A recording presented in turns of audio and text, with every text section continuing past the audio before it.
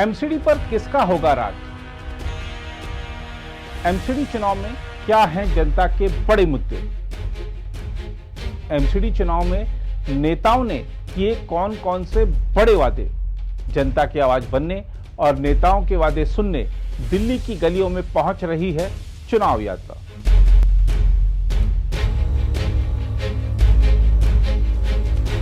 नमस्कार, प्रभात साक्षी news network पर आप सभी का स्वागत है। इस वक्त हमारे साथ हैं बीजेपी के राष्ट्रीय उपाध्यक्ष और पश्चिम बंगाल के वरिष्ठ नेता श्री दिलीप घोष जी। दिलीप घोष जी, प्रभात साक्षी पर आपका बहुत बहुत स्वागत है। चुनावी फीजा है, आप दिल्ली में भी प्रचार कर रहे हैं, बंगाल में तो आप लोग संगठन के काम में लगे हुए हैं, गुजरात में चुनाव है, लेकिन बंगाल से एक बयान आया है टीएमसी नेता सावित्री मित्रा का, जिन्होंने प्रधानमंत्री जी को, गृह मंत्री जी को और बीजेपी के नेताओं की जो तुलना है वो दुर्योधन और दुशासन से कर दी है। ये भी आरोप लगा दिया है कि जो गुजराती लोग हैं उन्होंने अंग्रेजों का साथ दिया था, उनको हथियार मुहैया कराए थे। देखिए, टीएमसी एक ऐसी पार्टी है जिसका ना कोई विचारधारा है जी ना कोई फिलोसफी है। जी तो वहाँ कुछ लोग आ गए साथ मिल करके, वामपंथियों के अत्याचार के कारण लोग त्रस्त थे, उनको विकल्प चाहिए था, यही मिल गए, उससे भी खराब हुआ। तो ऐसे ही लोग हैं सब। अभी सारे देखिए अर्थनैतिक भ्रष्टाचार में लिप्त एक से एक नेता पकड़े जा रहे हैं, मंत्री, एमएलए, एमपी, और जेल जा रहे हैं। तो लूटने के लिए आए हैं लोग और उनकी ना कोई तमीज़ है बात करने की। खुद ममता बनर्जी भी माननीय प्रधानमंत्री जी के बारे में, माननीय गृह मंत्री जी के बारे में कुछ भी बोल देते। वहाँ राज्यपाल माननीय धनखड़ जी थे, उनके बारे में कुछ भी बोल देती है।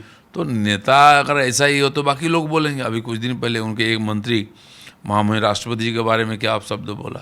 तो ये चलता ही रहता है और कोई नई बात नहीं है। ये दुर्भाग्य है कि बंगाल के लिए, बंगाल जैसा शिक्षित और संस्कार युक्त प्रदेश है जिसका एक इतिहास रहा है, परंपरा रहा है, वहाँ के प्रतिनिधित्व करने वाले लोग इस प्रकार घटिया बात करते हैं। जी, और आप लोगों ने बड़े आंदोलन किए, धरना प्रदर्शन किए, लेकिन माफ़ी नहीं मांगी। मुख्यमंत्री ने जरूर कह दिया कि मैं माफ़ी मांगती हूँ, लेकिन मंत्री ने नहीं मांगी।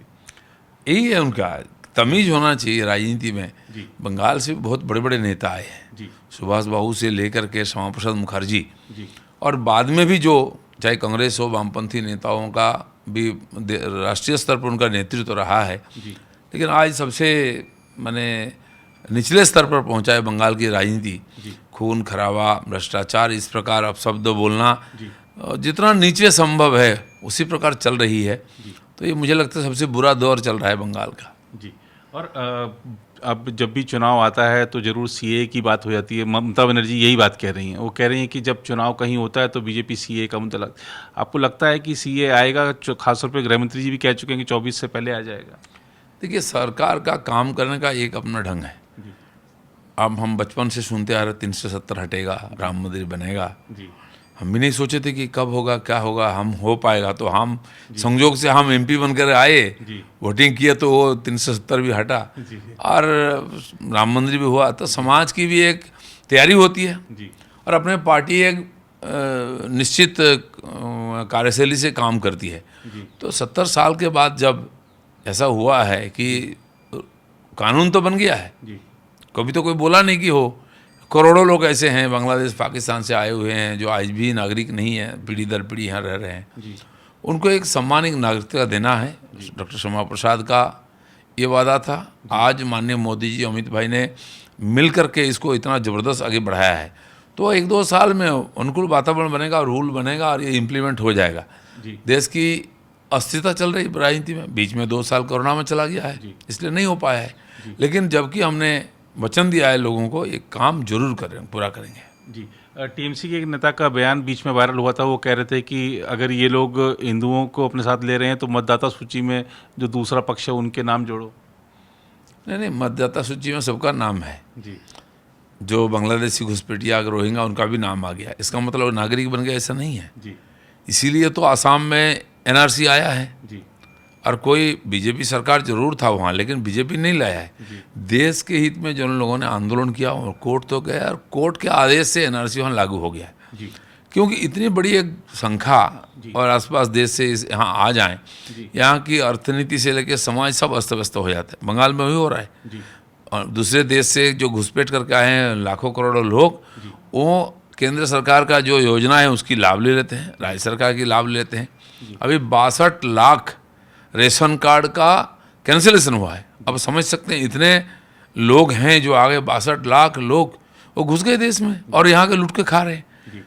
अभी ये जो 100 दिन का 100 दिन का काम होता है नरेगा का, उसमें 14.5 लाख ऐसा कार्ड मिला है जो मालिक के पास नहीं है, जिसके नाम से वो जॉब कार्ड है उसको मालूम ही नहीं है, किसी और नेता के पास कार्ड है, उसमें किसी और का अकाउंट नंबर है, काम होता तो उसका अकाउंट में पैसा चला जाता।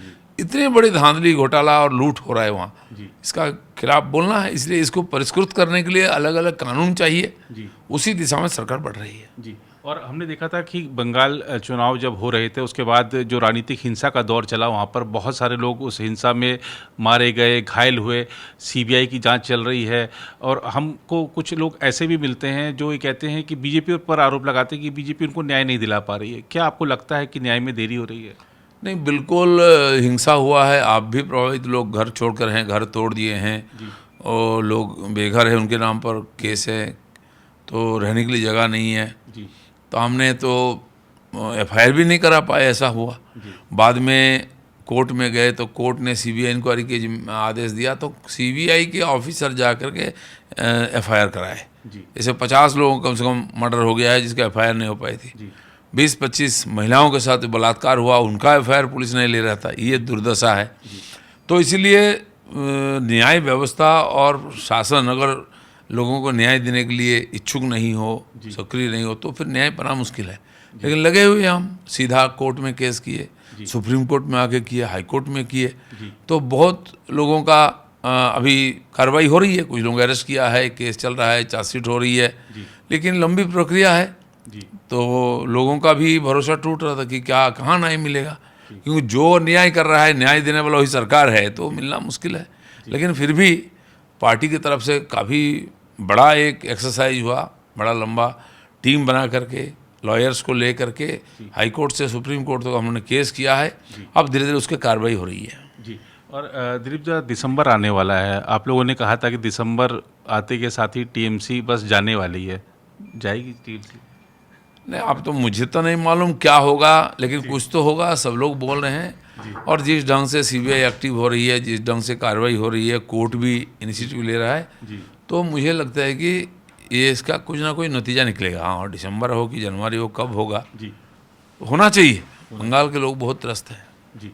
और दिलीप साहब, मल्लिकार्जुन खड़गे ने प्रधानमंत्री जी को रावण कह दिया। आज बीजेपी ने आपत्ति भी जताई है प्रेस कॉन्फ्रेंस में, आपका क्या कहना है? क्योंकि बंगाल से तो चलो जो से स्वर आ रहे थे, मल्लिकार्जुन खड़गे गए हैं गुजरात में, पहली रैली में ही बोल दिया। नहीं, देखिए, खड़गे जी जैसा सीनियर लीडर और काफ़ी साल से राजनीति कर रहे हैं, अपने पार्टी की तरफ से उनको सम्मानित किया जाता है। लोकसभा में नेता रहे, राज्यसभा में नेता रहे, तो उनको भी सोच समझ कर बोलना चाहिए। और उम्र भी कोई कम नहीं है। लेकिन होता क्या है, कांग्रेसी कल्चर ही ऐसा है, जब हारने लगते हैं हताश होकर के बातें करते हैं। सोनिया गांधी ने मौत का सौदागर बोल सकते हैं, कुछ और बोल सकते हैं, राहुल गांधी कुछ बोल सकते हैं, तो बाकी लोग भी उससे उत्साहित होकर कुछ ना कुछ बोलते रहते हैं।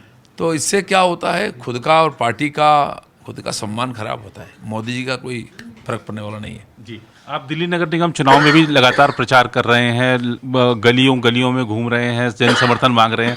क्या आपको नज़र आ रहा है दिल्ली में? क्योंकि अरविंद केजरीवाल ने अभी थोड़ी देर पहले प्रेस कॉन्फ्रेंस करी है और कह रहे हैं कि हम तो पिछला रिकॉर्ड तोड़ने वाले हैं। नहीं, उनको लगता है कि बिजली पानी फ्री कर दिया तो सब वोट दे देंगे, ऐसा नहीं है। दिल्ली के लोग भी समझदार हैं।